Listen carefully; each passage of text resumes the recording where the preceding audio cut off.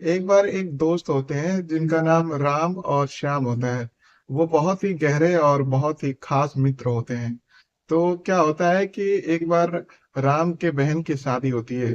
तो राम की बहन की शादी जब फिक्स हो जाती है तो वो एक कार्ड लेके और अपने दोस्त के यहाँ जो श्याम होता है उसके यहाँ जाता है।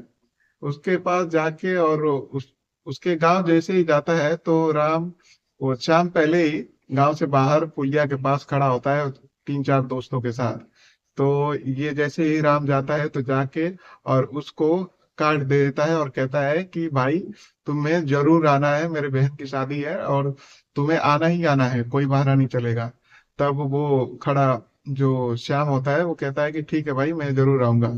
तो उसके जो श्याम के दोस्त होते हैं तो वो कहते हैं कि भाई हमको भी नहीं बुलाओगे, तो ऐसे बोलते हैं। तो ये राम कहता है कि भाई तुम लोग भी आ जाना, और कोई बात नहीं, कार्ड नहीं लिया हूं लेकिन कोई बात नहीं, तुम लोग आ जाना, कोई नहीं, कोई दिक्कत नहीं है।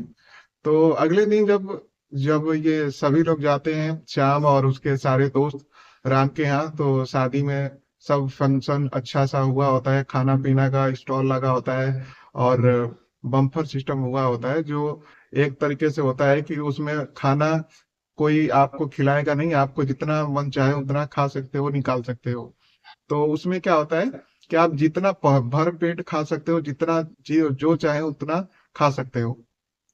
तो श्याम के सभी दोस्त वो जाते ही खाने पे लग जाते हैं और खाना पीना खूब अच्छे से खाते हैं।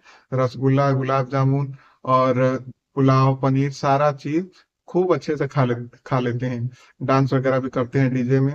और खाने वाने के बाद जब लास्ट में जाने की बारी आती है तो श्याम कहता है कि भाई अब चलते हैं। तो सभी दोस्त एक के साथ आ जाते हैं और आके और राम पूछता है कि खाना पीना कैसा था, यहाँ पे फंक्शन वगैरह कैसा था, सारा सारा चीज अच्छा था या कुछ कमी तो नहीं रह गई ना। तो जो श्याम होता है वो कहता है कि भाई सब अच्छा था, सब बढ़िया था।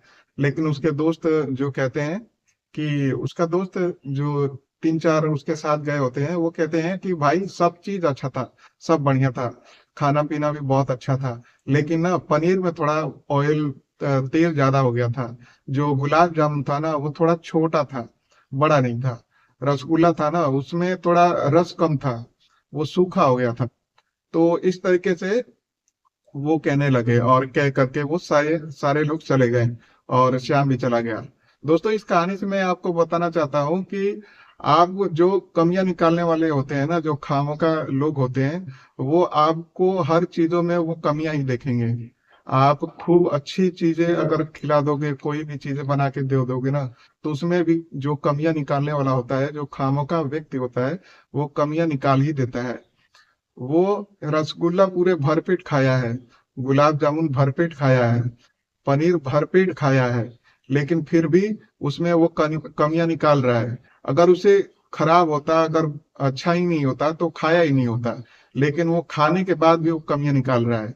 उसे खामखा व्यक्ति कहते हैं, जो हर हमेशा वो कमियां ही देखते रहता है और हर चीजों में वो कमियां देखता है।